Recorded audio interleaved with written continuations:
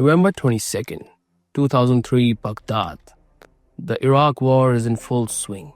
Scorching tarmac of Baghdad International Airport, a yellow DHL cargo plane, an Airbus A300, is preparing for takeoff. The three-man crew knows the risk. They are wearing heavy flak jackets inside the cockpit. They know that in the tall grass surrounding the airport, insurgents are watching, and they're waiting. At 6:30 a.m., Captain Eric Chino pushes the throttles forward. The massive jet lifts off, climbing steeply to get out of the kill zone. But they're not fast enough.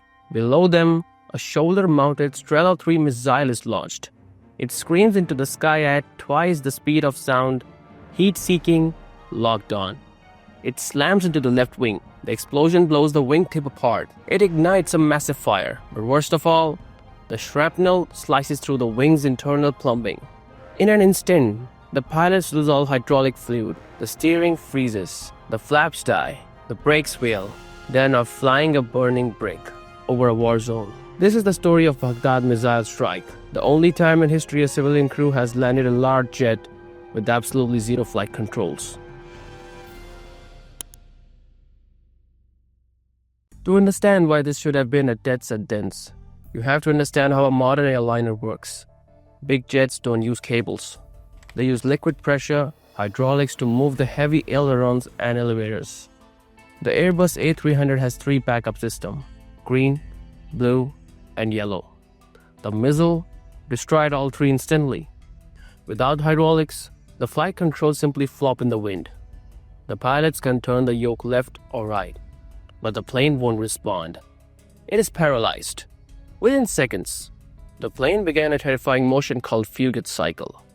Because the tail was stuck in a specific position, the plane pitched up, climbed until it ran out of speed, stalled, and then smashed its nose down to gain speed again.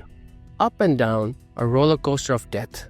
Each time the nose dropped, the desert ground got closer. Captain Gino realized that he had only one tool left: the engines. The engines were the only thing still working. He realized that if he pushed the right throttle forward, the extra power would push the plane to the left. If he pushed both throttles forward, the burst of speed would lift the nose up. It was like trying to drive a car on ice, using only the gas pedal for 20 minutes. The crew fought the plane. Flight engineers Mario Rafael had to manually crank the landing gear down using gravity because the hydraulic switch was dead. They learned to surf the air. They managed to turn the burning plane back towards the airport. But now, they had to land it. As the runway appeared, they faced a new problem. They were coming in too fast, without flaps to slow them down. They were approaching at 220 knots. This is almost double the normal landing speed. If they touched down too hard, the tires would explode. If they touched down too soft, they would run out of the runway. And if they missed, they would crash into a minefield outside the airport fence. Captain Gino wrestled with the throttles. Power up, power down, left engine, right engine. The wind was fighting him. The fire on the wing was growing. The wheels slammed into the tarmac. Smoke exploded from the tires. Gino slammed the engines into the reverse thrust. But without brakes, the heavy jet wouldn't stop. The plane screamed off in the end of the runway. It veered into the desert island. It tore through razor wire fences. The nose gear collapsed. The engine sucked in dirt and rocks. A massive cloud of dust swallowed the jet.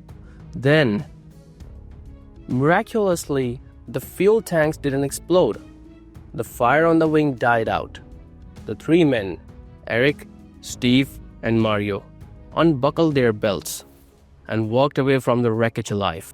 The Baghdad 3 proved that human skill can overcome even the worst weapon of war. They didn't save their own lives. They proved that a plane with zero hydraulics could be flown, rewriting the textbooks for pilots everywhere. But sometimes, the pilots face a mechanical failure so catastrophic that flying straight is impossible. In our next documentary, we are investigating a flight where the tail mechanism shattered. The pilots realized the only way to stop the plane from diving into the ocean was to try something that sounded physically impossible.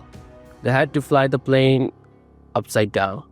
Subscribe so you don't miss the story of Alaska Airlines Flight 261.